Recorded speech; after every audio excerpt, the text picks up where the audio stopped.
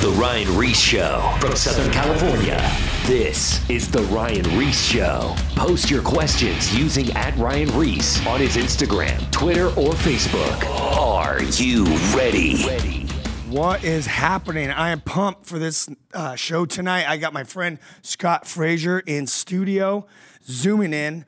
I met him through Zach, which was one of our friends. That's the management through with Lacey Sturm, and worked with Sonny and several other of the Whosoever ambassadors.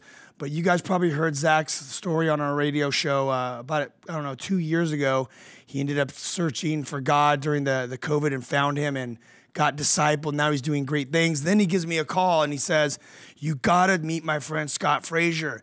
He has an amazing story. He's an amazing believer, and he works in the mainstream music industry managing bands." So we finally connected. I don't know how many emails went back and forth or text messages, but as you know, he's busy, we're busy, but we connected. And after connecting with him and just hearing the story, I had to bring it on the air because there's so many cool stories out there, but this one is a true story of God's grace and redemption. So tonight is going to be epic. Scott, what is happening? Good to see you, man. Man, good to see you too, man. I'm so glad I could be a part of this. This is going to be super, super fun. Yeah, so I want to let people know kind of what you do. You obviously work for 10th Street Management, which is a large booking agency, and you manage some pretty well-known large acts for many years. But before we get into that, and I want to get into how you even started this, because this is why I love having interviews like someone like you, because you're a believer, you're a preacher's son, which is awesome, which I read a little bit about you today on that, which we have those similarities, which is cool. But what's so awesome is that you're a believer and you've been working in the mainstream industry. And there's a lot of people that get saved, or if they just grow up saved, they just try to stay in the church bubble or the Christian bubble. But you have been able to navigate working in the mainstream, but staying the course and being a Christian. And that is so inspiring to me, because I obviously got derailed and I just went into the world and then came back, but then continue to want to work in the mainstream because my heart is for those people. But your testimony is so powerful that you never derailed, you stood your ground, and you're able to navigate in this music industry being a Christian, which is not easy by any means, and we'll get into all that stuff. But so where'd you end up growing up? So as a young man, being a preacher's kid, as you can imagine, you really don't have a place that you grow up. You move around a lot. My dad would plant churches. We'd move around a lot. Matter of fact, it's really interesting. My dad was as a young kid, we grew up, had a pretty good upbringing, and my dad was in corporate America. He wasn't even a minister at that time. Oh, no I'm way. like 4 years old, and my dad comes home one Sunday and talks about how he accepted Christ and sold the house, moved us to Johnson City, Tennessee, and my dad joins Bible college and just relocates our whole family. And I went from having a nice house to living in a trailer for 4 years of my dad's college, tenure. And so after that, it was just a lot of church plants and moving around and bouncing around a lot. And then somehow was able to come back home to where I was as a young kid, into the same area, which was in southern Indiana, right across the bridge from Louisville, Kentucky. And that's really where I grew up, was Indiana and a little bit of Kentucky as well. So obviously you were, I know that you're a manager. When did you get introduced to music? Like what was the band or the album that you heard that just really turned you on to music and you were just like, whoa, this is amazing? So it's interesting, man. It's, I don't know if it was to understand the story, I guess I grew up in my household was pretty crazy. And I don't want to dig too deep, but I had there were some issues with my mother growing up, and there was some abuse and stuff like that. Mm-hmm. And as a young boy, you try to find something that you could hold onto, or right, some sense of hope or something. And I just remembered as a young kid, and this is going to date me, but back in the day, there was those transistor radios. It has the little dial on the side. Yep. And I would go to sleep at night, and I would put that transistor radio under my pillow. And all I would do was, just to take away the pain, was just scroll until I heard music. And then when a commercial would come on, I would just keep scrolling until I'd hit another channel that had music. So I was really, and I think that's why I'm so diverse in my musical taste to this day, because it was gospel music. It was the Beatles. It was, it was, rock and roll. It was everything. And it wasn't even so much for the music. It was the message. I just wanted to hear songs and let those lyrics kind of speak to me in a way that would take away some of that pain. So that's really what was my first introduction to music. So that's where it started. That's amazing. Yeah. But the craziest part is, so my brother was a savant musician, like those kids you see on TV, like just playing piano prolifically at 4 years old, and I'm at such a young age, I didn't really understand. I just knew that my brother's playing piano, and I don't know how he learned how to do that. Right. And about 6th grade, man, is when I really started to understand that my brother had this God-given gift. And literally, man, this is crazy. Like from 12 years old all the way through high school, I was always like, I'm going to be your manager someday. I'm going to get you a record deal, and we're going to do this as bros. That was really what got me into even having a dream of even doing this. I mean, I'm like some kid from Jeffersonville, Indiana, telling his teachers, he's going to manage rock bands. Weird. What's interesting is I feel like God gives you those little promptings or those desires.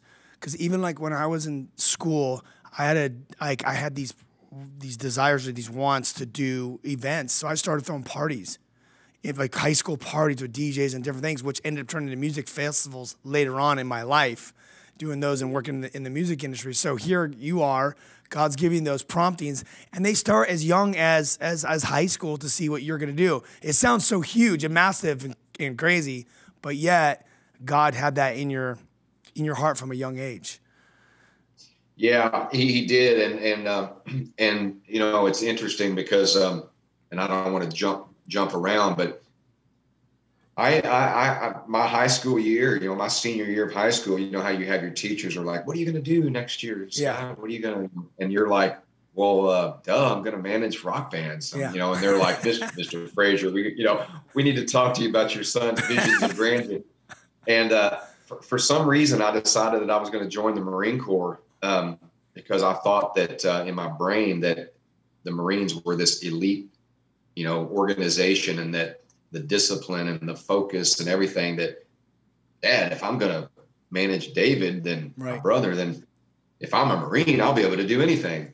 And I did that. I actually, I joined the Marine Corps. My brother followed suit. And then I worked in corporate America for 10 years trying to, make a break. And, but I don't know if you remember these days, when you would call and you'd try to call record labels because, you finally found a number, and then you'd get some recording, we don't accept unsolicited material.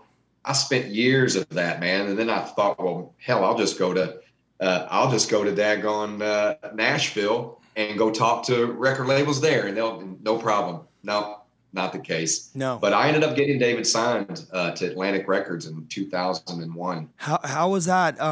How was that possible? How'd you get through to even get them the demo? Or to meet with them? So hearing all those recordings of it's not our policy to accept unsolicited material.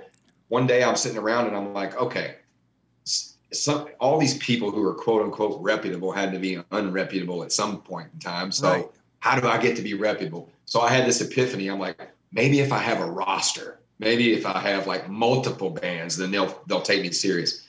And there was a band from our hometown called Days of the New. And I remembered them. I read in the newspaper that they had just got signed to Geffen Records. And I remember reading in there about this guy named Scott Litt that had signed them at Geffen. So me being just this tenacious dude, I'm like, oh, all right, perfect. I'm just going to call Geffen Records and ask for Scott Litt. Well, it didn't work out like that.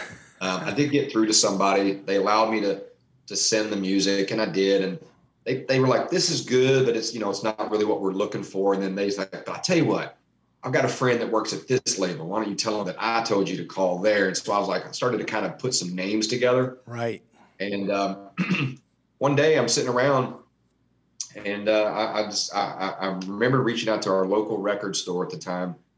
And I asked John Timmons at Ear Ecstasy, I said, hey, man, I said, who's the hot band in town? And he's like, well, there's this band called Flaw. And they, I think they signed with some big management company, but then I heard that they might have left them because of some troubles. And so he said, but I've got the guy's pager number if you want to call him. Nice. And I called this dude's pager number, and I ended up calling these guys and meeting with them and told them that I, had a couple of names in the business. And I was like, I'm nobody, but I'm just this hungry guy. And they were actually my first deal before my brother. That's amazing. I took that band to New York City, never been to New York in my life, and loaded up matter of fact, I took my dad's credit card, horrible mistake, and bought all this gear for this band, like bought them drums. And I think I spent like 10 grand on my dad's credit card.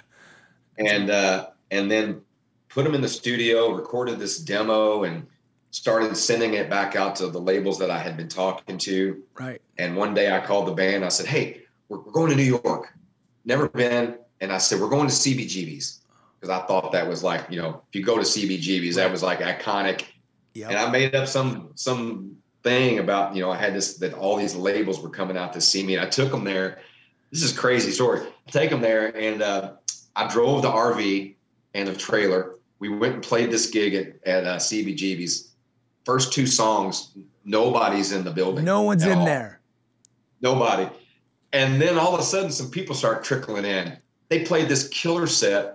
And at the end of the set, I'm helping the guys load their gear off. And this guy walks up to me and he hands me this portfolio. And it was like, and it said Republic Records on it. And I opened it up, and it was like Chubbawamba, Godsmack, Oleander, all these bands. And it was Avery Lippman, who is the president and co-chairman of Republic Universal Records, and asked me to stay overnight. And They offered the band a deal the next day. And That's amazing. I called my wife now. We were dating, but I called her, and the first thing I said was, I'm reputable now. I'm legit. I made it. Yeah. Dude, that's incredible. 6 months later. What's that? I said that is incredible. Because obviously we're believers, and we know that we believe in the Spirit-led life. And as you're having a relationship, this is for the listeners, as you have a relationship with God, because this is always the conversation. I don't know how many kids come up to me at schools or whatever. Hey, I'm trying to get signed, this and that. What do I do? And I'm like, listen, if you have a relationship with God, if it's His will, He's going to line it all up. I mean, look at what you're doing. You tell this band, you buy them equipment. It's a step of faith. I mean, that was crazy on the dad's credit card, by the way. But then you're led. God's giving these promptings to go. I don't even know if you even know it, but He's having you do this by faith, and then He brings that person. And it's by being in God's will. If it's His choice and it's His will to do it, He's gonna line it up. No one's there, but the one guy shows up, and like a couple others. Yeah, it's really just crazy. And then 6 months after that, 6 months after that, my brother got his record deal on Atlantic Records with Jason Flom, signed his band. My brother was the singer of that band, and I guess that kind of really is the beginning of the true testimony of the whole thing, because How old are you? My brother. I'm 53 now. Oh, well, how old were you then when you got that? When you got into business? I'm sorry. I was 30. Okay. Just turned 30. Got it. Yeah, and and of course, really funny story. I was so green, had no idea. I was reading, the old everything you need to know about the music business, and thought I was just trying to soak up everything. And I remember sitting in that office, man, when we did that, and they were like, well, what kind of a royalty split are you looking for? And this and that. And of course, I didn't have a clue. Right. And my answer was really funny. I said, Elton John's on this label, right? And they were like, yeah. And I was like, well, I have to think that he had a pretty good attorney and whatever. I said, so whatever deal you gave Elton, I'll take that deal. No way. So how'd that go? They were like, there was like, we'll just talk to your attorney. Yeah, I was just thinking, here you are. That's why I asked your age. So you're 30 years old. I mean, at least you're not 22 or something. You know, at least you got something. But you're still green. It's a whole new industry that you're learning. But here you are sitting at these record labels looking at you. Man, okay, so you signed them. Things are taking off. I mean, are you touring at this time? Were you married? So I was everything, actually. I was, as a lot of us managers are. I'm sure Zachary would relate to this too, but I was everything. I was the tour manager. Yep. I was the manager. I drove the van. I slept on the floor of Red Roof Inns and all of that. I was literally in the trenches, and that kind of goes back to the Marine thing because being in the Marine Corps, I didn't care. I'll sleep anywhere, and I felt like it built camaraderie between me and the artist too, man, to just be able to for them to view me as like, man, this dude's like working for us, but he's like sleeping on the floor and giving us the bed kind of thing. That is amazing. But, that is amazing. So things are taking off with you. What so how is it being a Christian, during this time managing these bands? What were some pivotal things that had happened during this journey? Yeah, so this is really the beginning, I guess, of the whole story. Mm-hmm. All that other stuff sounds great and it's cool and all, but this is really where I saw God show up in a huge way for me. I accepted Christ as a young man, but I always, like you said at the beginning, it's like I always knew that if I just kept him in the focus, that he would just guide those steps somehow. Yeah. And there was a lot of doubt. But somehow I just stayed faithful to it, and I attribute a lot of that to people around me. But long story short, my brother got his deal, and my brother ended up getting struggling with addiction. Mm-hmm. And I found out that my brother was using, drugs, and consequently lost everything. Like he lost his record deal. I was actually on the bus with them. And we were touring around and doing, chasing radio markets and whatnot. And I'll never forget it. I was in Dallas, Texas with him, and we had this big event that we were supposed to do, and he missed it, and it was set up by the record label, by the CEO of the label. And dang. He called a favor in to have that happen, and then David didn't show up. And when he finally showed up, he was high out of his mind. And of course, he and I get into a brother thing in the parking lot, and I'm like, how could you do this? And we're fighting each other in the parking lot. But they the label let him go, and it was a combination. There had been multiple things that had happened leading up to that, but at that moment, that's where everything came to an end, and they basically dropped him from his deal, and he spiraled into a really dark place. And man, I was so bummed out because of it, not because of that he was on drugs, but it was like, man, we were supposed to do this together, man. Yeah. This was supposed to be our journey together. Yep. So for the next 10 years, man, I continued on in the music business and got more and more successful, but I've never left my brother, man. I literally chased him down, and I pursued him over and over and over again, putting myself in harm's way, going into trap houses, just doing stuff that I look back and I'm like, man, what were you thinking, to get him okay, because he's my brother, Yeah, I can't leave my brother behind. And then fast forward about 8 years, this one night, this is really crazy. This one night, my mom and I are not very close, as I told her earlier, there were some issues there, but my brother had disappeared. Nobody had heard from him for weeks. And I get a phone. I'm on my way back from Atlanta. I'm driving through Nashville. I get like 30 miles outside of Nashville. And my mom calls me. Scott, we found him. He's at a truck stop in Nashville, Tennessee. And I'm like, wait, ho. I'm like, you found him, what? And she's like, yeah, he just called. He's at a truck stop, and he's going to take his life. And I don't know where you are. I was like, well, I just drove through Nashville. I'm literally 30 miles outside of Nashville. Well, I turned the car around. I found my brother at a truck stop, and they had knocked his teeth out, and his teeth were broken. He was absolutely a mess. He looked like a bum on the streets. And I took my brother home, didn't know where I was going to go. And my dad actually that next day happened to be going to go speak for some men at this place called Pure Life Ministries. And that Sunday, my dad's speaking to all these men, and he brings my brother with him because he didn't know what to do with him. Right. He's like, I have to go to this speaking engagement, and then we'll figure out what we're going to do with you after. Right, exactly. At the end of that thing, my dad breaks down in the middle of his sermon talking to these men and said, he just started crying. He said, I can't contain this. He goes, that's my son sitting in the back row there. And he's high on drugs as we speak. And before my dad could even finish those words, all the men in that building stood up and they all went to the back and they were all around him in a circle praying over my brother. And they were getting ready to leave.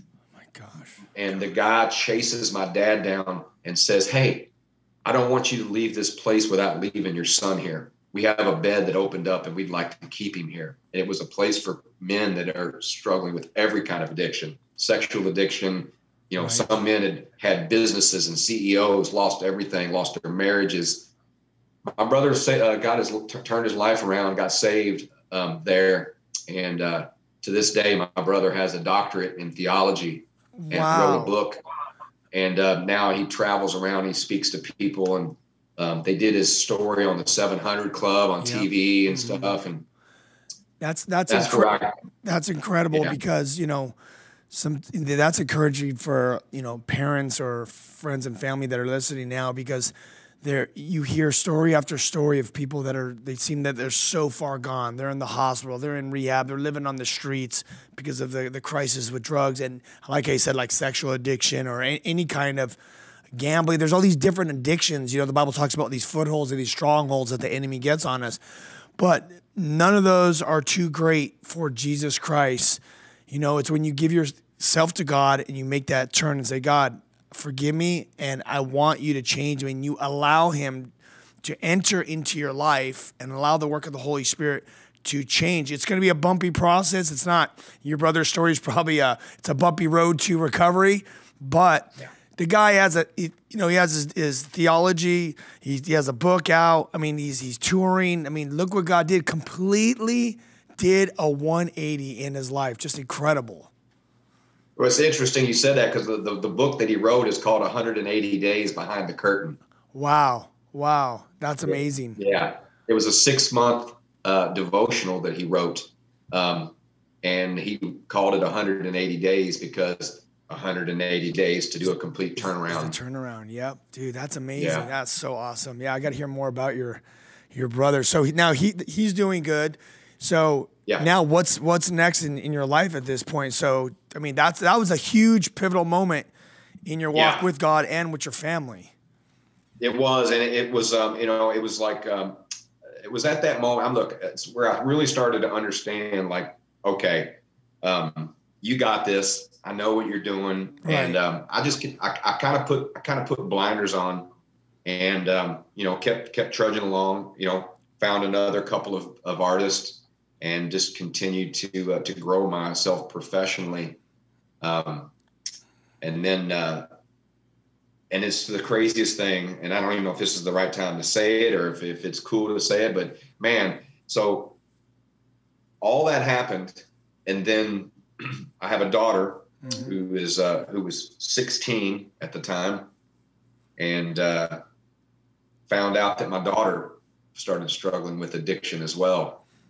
Dang. And that must have been brutal, because I have daughters. And I mean, I was just thinking about this the other day because I interviewed so many different people. And I'm just thinking, I'm thinking, man, if my daughters would get involved with stuff, I'm like, it would be so heavy, And now here you are just seeing your brother and now your daughter. Yeah.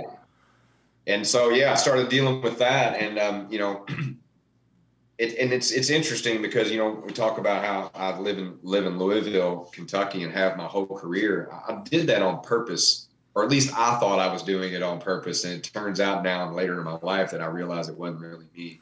doing it. Talk a little bit more about that concept, just so people can hear. Like, so I decided to stay in Louisville, Kentucky, because I knew just from what I had read and hearing stories that, the music business can tend to be a little bit of a plastic world, if you will. Yeah. And it's not a very godly place historically. There's not a lot of Jesus in that. And so I was like, okay, I have a family now. I have my wife, and I told my wife then, I said, look, if I can have success in music, but I can stay home and shield you and everybody away from the plastic side of the business, and I can just go hop on a plane and then come back home and be dad, that would be ideal. And of course, my wife was like, yeah, that sounds ideal. But that's exactly what I did, man. And I stayed in my hometown for my entire career. And I just, we have offices in LA and New York and abroad. And I go do that and go be rock star manager, and then come home and I'm dad, and I go to church, on Sundays, and my kids get to live see their grandparents and be around their friends and have some semblance of normal life without being wrapped up in that.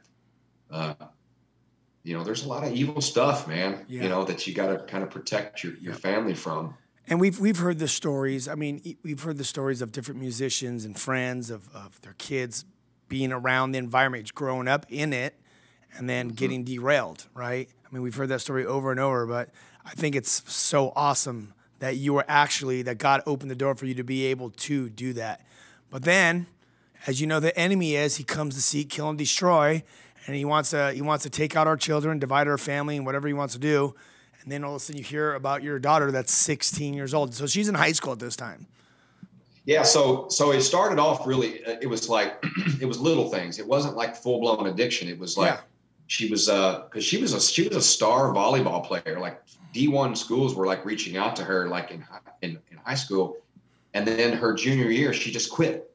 And I told my ex-wife at the time, I said, her mom, I said, something's not right. Yeah. I said, totally. Something is not right. I said, to get colleges calling and then all of a sudden just quit.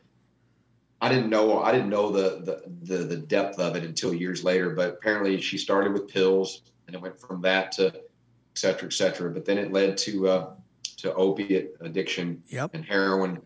And heard this story so many times. For the next 10 years, man, and I don't want to bounce around, but I thought that the reason that I stayed in Louisville was because I was going to shield my family, and I thought I was doing some, novel thing to keep them there. And now, today, I look back and I know exactly why. Because he put me in a place where he needed me to be, because he knows everything, and he knew that she was going to go through that. And I believe to this day that the stuff that I went through with my brother, I believe it gave me the tools and the knowledge and the wherewithal, because I think God knew, I know he knew. Yeah. I need to get you sharp, and I need to get you battle tested, because the battle that you're going to face with your daughter is going to be the hardest one you fought yet. And it was, it almost destroyed my marriage now. And, well, I always said this thing. Go ahead. We're gonna go to a break here in a minute, but go ahead and finish your last thought. I go back to this thing. It was like, my wife would be like, "Why are you leaving to go find Abigail?" And I just was like, because I believe that you leave the 99 to go find the one. Exactly. Well, with that said, I got Scott Frazier in studio. He's an executive artist manager for 10th Street Management, managed tons of big bands, and we became friends. We had a call and just loved his story, and I had to have him on, and the best is yet to come. I'm telling you right now, I've heard this, and it's going to be phenomenal. Stay tuned in. Also, make sure you go to the Whosoever's YouTube, go to Ryan Ries YouTube, subscribe, get all the past radio shows, and we tour. We are constantly touring and invading the public school system so we can reach these students, just like Scott's daughter, where she was at in school. We are getting in front of the public school students and letting them know that God loves them. He has a plan. And if they are struggling with addictions or self-harm or anything, that God can set them free through a relationship with him. So we'll be back in 2 minutes right after the break with Scott Frazier. Peace. More of The Ryan Ries Show coming up. Post your questions at Ryan Ries on his Instagram, Twitter, and or Facebook. Over the past 4 years, an astounding 51,000 students from 7 states, 5 countries, and 183 schools have responded to the gospel message because of the Whosoever's Kill the Noise tour.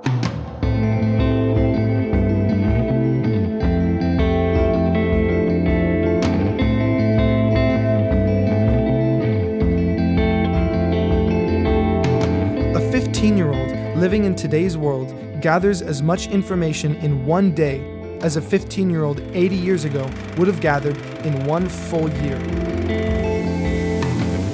Do you realize the youth suicide rate is at an all-time high? Listen, in the next 24 hours in the USA alone, 1,439 teens will attempt suicide.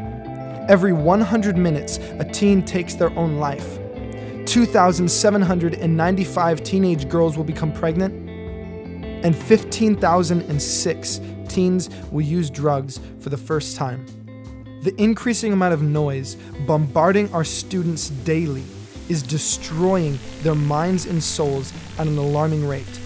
For this reason, the Whosoever's Kill the Noise tour is a necessity.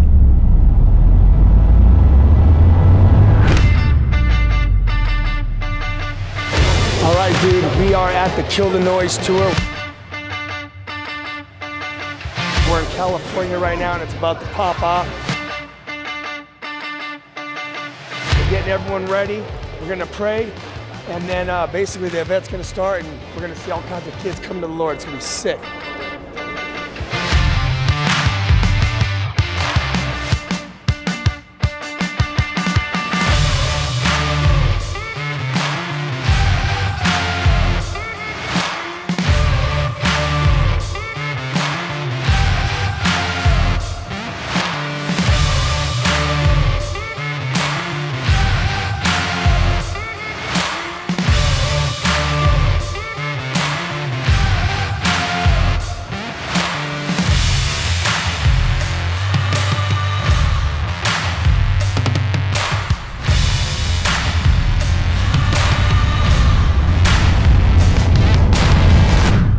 Our mission is to reach as many students as we possibly can with the message of the gospel. This is no easy task. We need kingdom builders like you to join us in this battle against the ever-increasing noise that surrounds the lives of these students. Please consider helping us expand this mission by partnering with the Whosoever's Kill the Noise tour. Thank you for empowering future generations with us.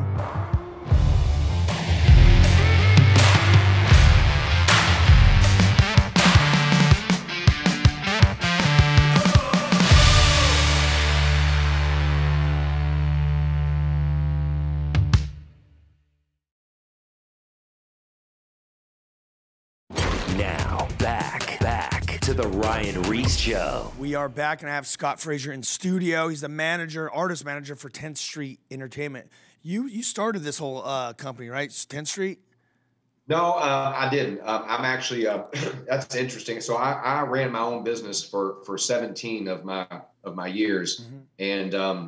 And then I lost a big client in 2012. And started thinking about like where I was going to go. And I decided I merged my company with 10th Street and did a deal with them. But awesome. No, 10th Street has been a leading management firm for 30 years. Yeah. And I ended up landing there. So glad I did. They've been great to me. But I wish I was the guy that started it, but I'm not. I'm just I'm just an artist manager there. And I have a partnership with them. Dude, that's awesome. That is awesome.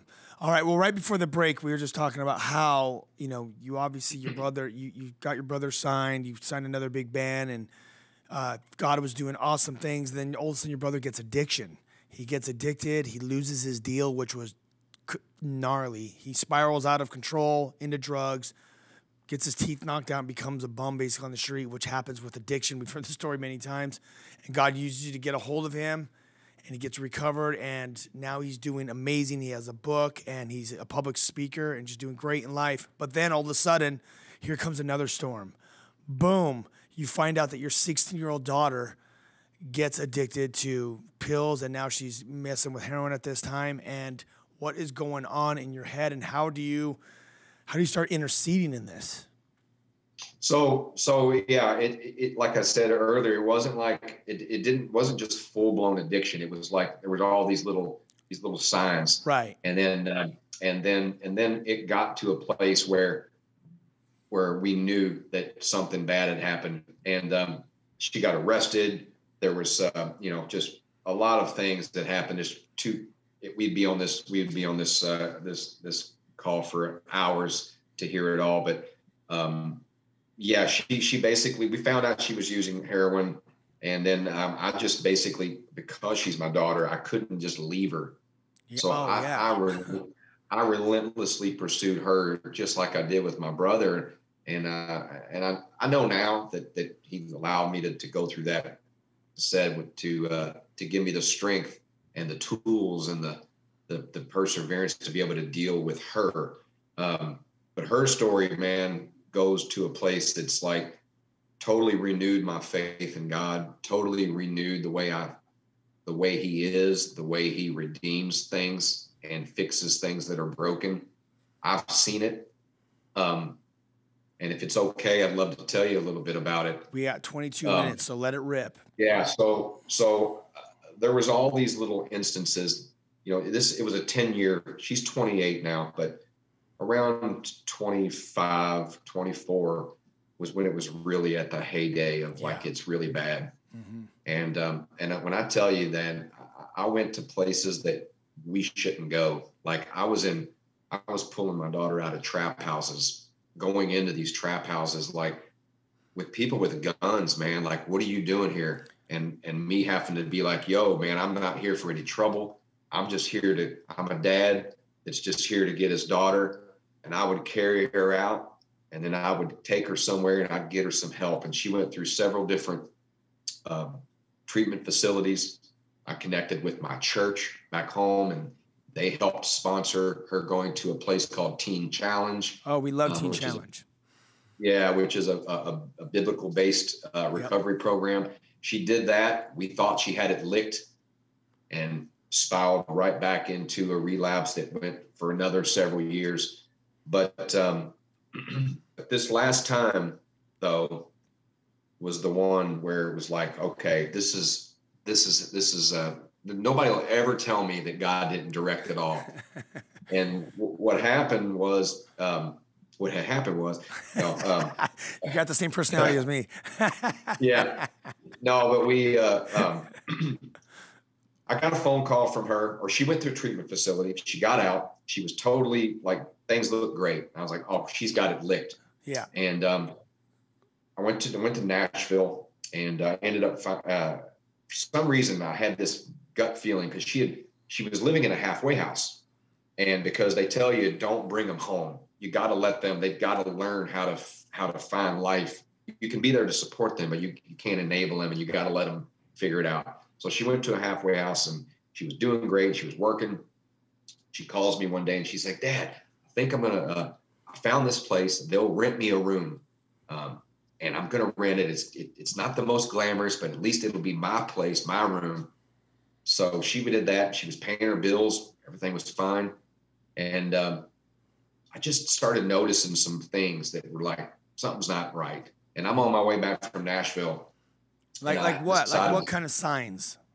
So it's like just her behavior patterns. Like, right. I would notice that she was being more elusive. Like she didn't want to, whereas I'd call her and she'd pick up on the first ring, hey, Dad, hey, and talking. And it became more distancing herself. And I started to see those same signs again. And I was like, okay, something's not right. Right. So I'm on my way back from Nashville, and my gut just said, swing by that place and check on her. Well, I did. And when I got there, she didn't open the door immediately, but I could hear somebody behind the door. And anyway, she opens the door, and I could tell that she had been trying to clean up behind herself there. And when I saw her, my heart just broke because the track marks on her arms were the worst I've ever seen. Damn. Ever. She looked emaciated, and truly, man, her room looked like a crime scene. I mean, there was blood splatters on the wall from where she was missing veins, and it was horrifying. And so I said, that's it. I'm going to call and get you help right now. And I stepped outside to make a phone call to call her sponsor and get some help. And she took off on foot and she left, and I lost her. And anybody who's had a child or anybody that's in addiction, they'll disappear for a few days, but they will resurface. They'll call you to tell you that, either they need some money or, that, come help me, or to let you know they're okay. Don't worry about me. Didn't hear from her for over a week, and I knew that something wasn't right. I kept praying about it, just asking God, just please help me find her. Right. And then one Saturday, man, I'm sitting I get up for coffee. It's like 6 o'clock in the morning. I woke up early, and I go in and I tell my wife, I said, I'm leaving. I grabbed my keys, and I just had this feeling came over me. It was like, get up and go drive back down to that place, to her place. What city? What city is this in? In Louisville, Kentucky. So this is in Kentucky. In Louisville, yeah. And for that whole week, I had been going back down to her room that she was renting at different times. I would show up at 6 o'clock. I'd go at 1 o'clock in the morning. I was going at all these different times because I was like, I'm going to catch her in one of these. Yep. Totally. And so that Saturday, I wake up and I go down there, and there was this guy that I pulled up. There's nobody there, and I start praying. Then this car pulls up beside me, and it was this guy that he and I had words. I knew that he had given my daughter drugs before, and we had an altercation between the two of us verbally. Yeah. And he pulls up, and the first thing I thought was, I'm going to get out of this car. I'm going to beat this guy up and whatever. But this thing came over me and said, no, just talk to him. And I did, and I said, hey, listen, man, I know you and I have had some issues, but I haven't heard from Abigail for a week, and I'm afraid if I don't find her today, something's telling me she's going to die.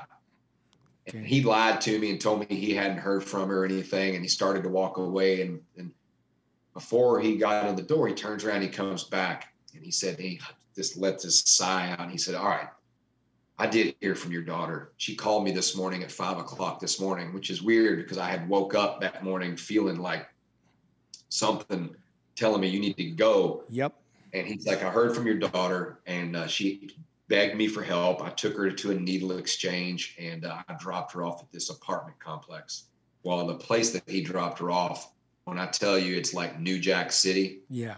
That's exactly what it was. It was like, break down like what someone, for a listener, doesn't know what a trap house looks like. What does it look like when you walk in these places?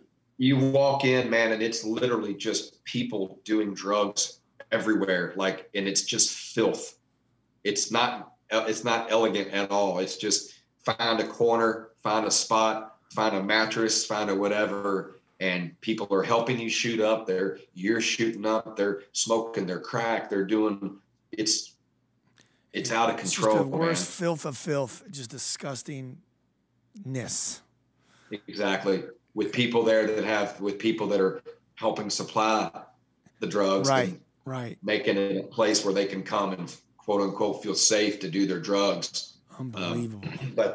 Really, really not a good place. But so I go to this apartment complex where she was supposedly at. It's 500 units, and it's those ones where like all the entrances of the apartments are all front facing. Yeah. Like they do like cat calls and stuff from the different levels, like to not let people know that somebody here is like potentially snooping around. Yeah. It's really crazy. Long story short, I ended up, I tracked her down there. I searched the security cameras, and we found her on a security camera walking in the building, but no security of her, no video of her leaving. I stayed there all day long, just showing people like, hey, have you seen this girl? And I'm just the dad. And it's pretty sketchy, man. But this lady walks up to me. This is crazy. So this lady walks up to me. She goes, hey, you look like you're in distress. I'm a floor manager here. And honey, you just stay with me and nobody will bother you. And I said, well, we're going to find my daughter. I said, but I don't know if you believe in God, but I'd like to pray before we go do that. Her and I pray. I stayed there the rest of the day. I end up flushing her out. She takes off on foot that evening with two men, runs out the back entrance. Security tells me that she's on foot. I give chase and I run after her. I lost her again. I couldn't keep, I'm an old guy. I couldn't keep up. Unbelievable. And so me and that lady, Victoria, we turn around, we go back to the apartments. And I said, tell me if you have security cameras on the outside. And they did. And I saw the direction in which my daughter was running. And so me and Victoria get back in my vehicle and we drive down towards this area, which is heading like towards a homeless camp, basically like tent city, homeless people underneath overpasses and stuff, just nasty part of the town. So if you're from LA, it looked like Skid Row, basically.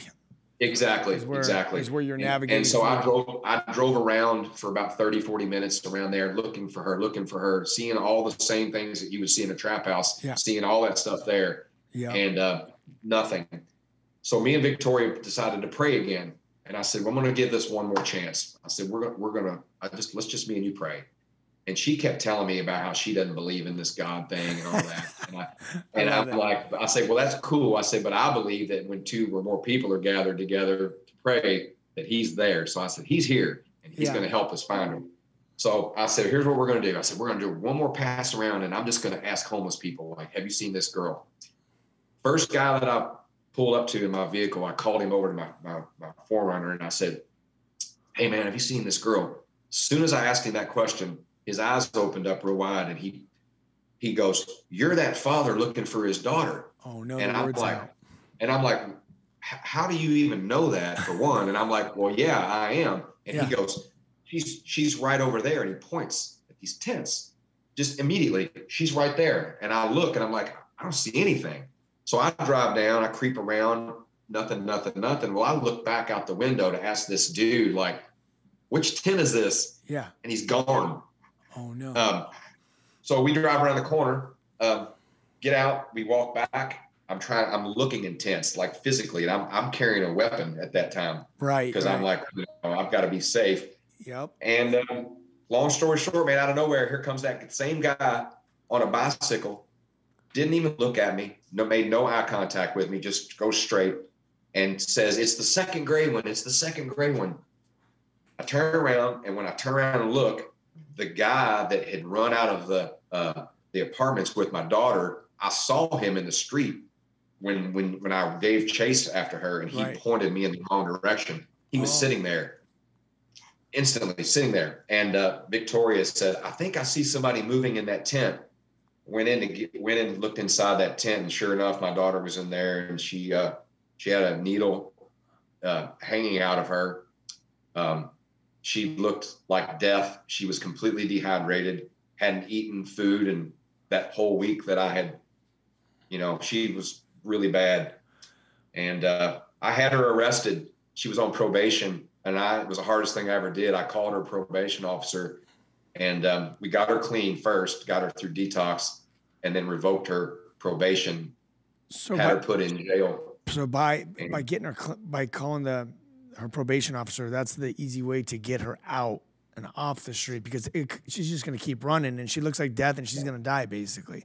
Yeah, exactly. Hardest thing, but like pretty much the only thing you can really do at that point, if you're literally chasing her from house to house and to tent, craziness. Yeah. But the best part of the whole story, man, and I can share this by God's grace, my daughter is sober today. Yeah. It's been a year and a half. She's got a good job. She's back with her son. It's remarkable. But the best part of the story is I went back down the next day to the place where those people had helped me, and more specifically Victoria, and she ran to me and said, I know I told you I didn't believe in God. I know I told you that, but after what I saw yesterday, okay, what do I need to do? Where can I learn about that? And I said, well, let me invite you to church. Yeah. So I would drive down to the hood basically and pick this girl up for church every Sunday. And I had the honor of baptizing Victoria and led her to Christ about 4 months ago. That's amazing. And she calls me every week now. And this is what she says when she calls me. Scott, I found another one. Kiki, she's 19. I pulled her in, and she's got a pimp, and she's being sex trafficked and this and that. And I'm going in and pulling these girls out and taking them to a place that can get them help. And it's just turned into this whole thing that I never thought would be. And honestly, man, I love managing artists, and I love what God has done in that. But I almost feel like that all of that was all to get me to here, to help these young girls out, man, and to do something there. Wow. My mind is blown away. I'm getting kind of choked up just hearing the story again, just how, here you are and God is using you for his good. Like the management and, all that kind of stuff, it's awesome. But you're actually now saving lives of these young girls, and you have that compassion for them because they're like your daughters, basically what they're going through. And I love the fact that this girl's inside she works there. God divinely placed this girl there, got her saved, and now she's doing his work by reaching out and doing this whole new ministry. So that's pretty much what you're doing on the side, or, whatever. You're doing this ministry on the side, and you're just reaching girls out one by one as God opens the door. Because I know it's a very difficult thing to do with these girls that are getting human trafficked and having pimps. We have several friends that work in this industry. It's hard for them to break away because of fear, the addiction. There's a lot, the strongholds from the enemy.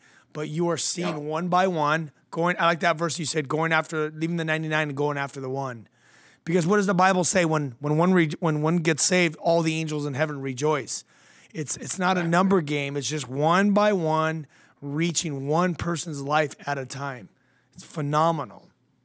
Yeah, it's really been cool, man. And just to be able to, like I said, I love managing, and that's my gig, and it's what supports my family. But man, I have such a heart. And honestly, even before that, the thing that really made me want to really dive into that, and this gets me choked up to this day, because there was this one moment that happened in one of the trap houses that I pulled my daughter out of. I'll never forget it.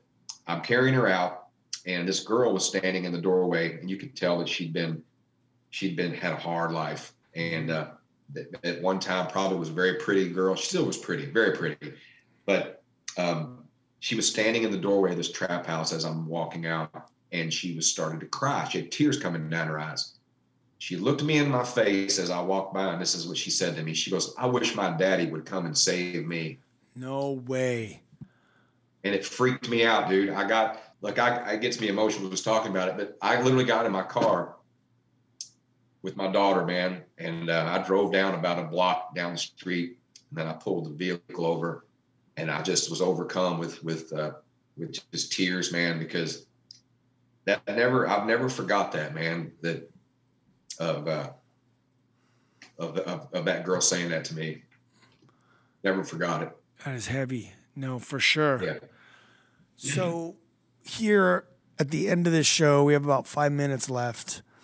What would you like to say to encourage parents, mothers, fathers, aunts, uncles, friends of people that are dealing with family members that are dealing with addiction, or they're seeing their daughters or sons just running off and just not walking with God and just basically just getting tore up from the enemy? What encouragement, and you could take your time, what encouragement would you want to leave them with, and what shall they do during this time until their kids come back to the Lord?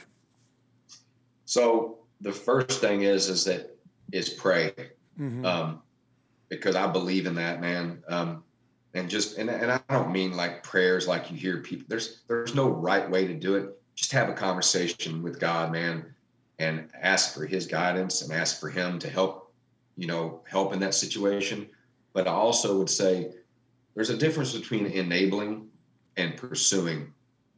Don't give up on them. You pursue them and let them know, because look, at the end of the day, that's what God does with us.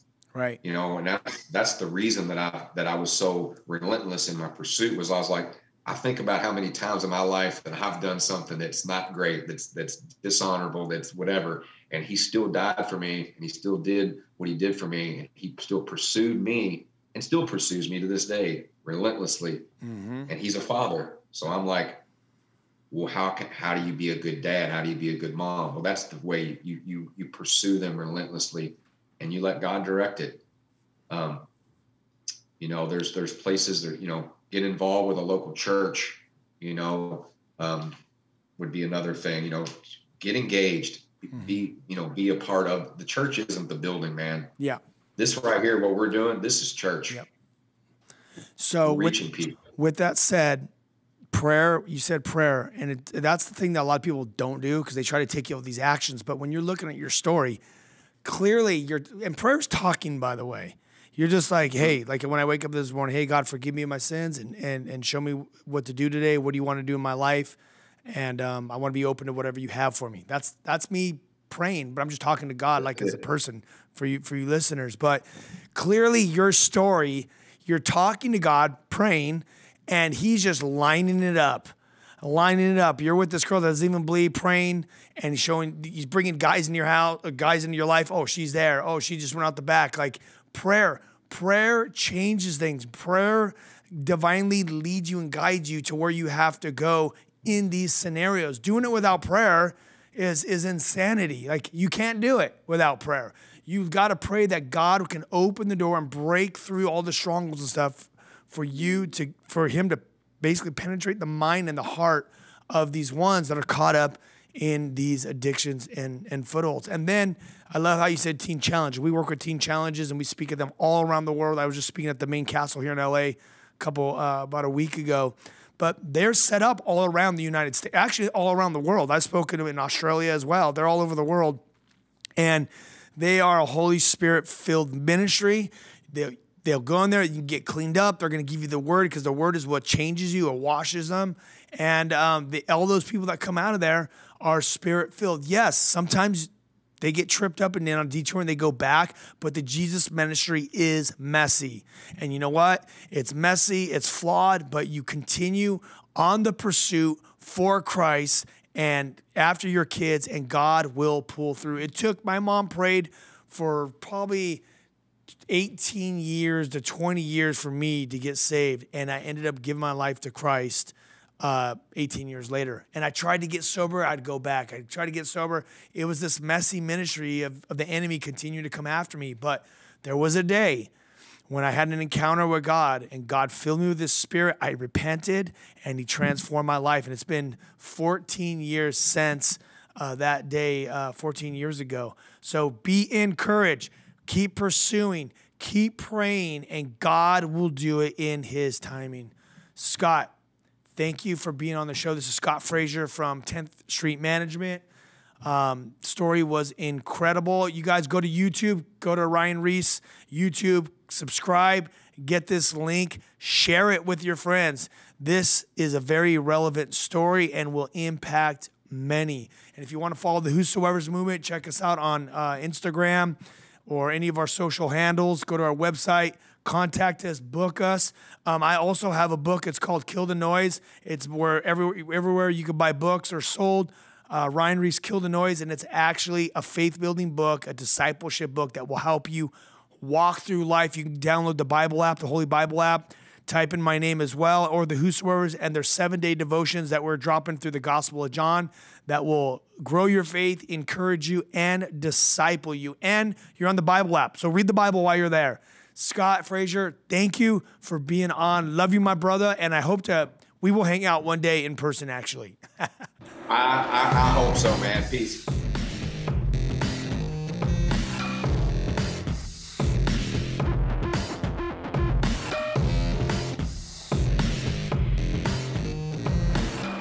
This has been The Ryan Ries Show. To connect and find out more about Ryan, click on ryan-reese.com. Check us out next Saturday at 9 p.m. for The Ryan Ries Show.